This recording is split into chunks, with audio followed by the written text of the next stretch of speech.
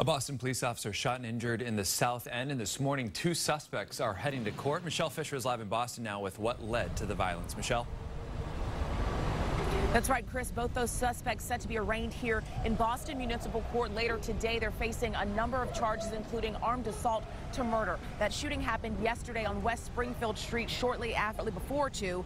Police telling us it started when officers with the Youth Violence Strike Force noticed that 3 men were inside of a parked car that was double parked on the street. Those 3 men inside that vehicle reportedly made eye contact with the officers, clutched at their waistbands, and then ran inside of an apartment building. But when officers tried to get inside to speak with them, they blocked the entrance. Moments later, those suspects fired shots, hitting one of the officers in the leg.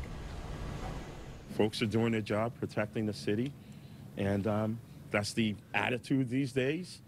If we're coming up to talk to you, we're coming up. You can just fire upon us. So that's heart-wrenching.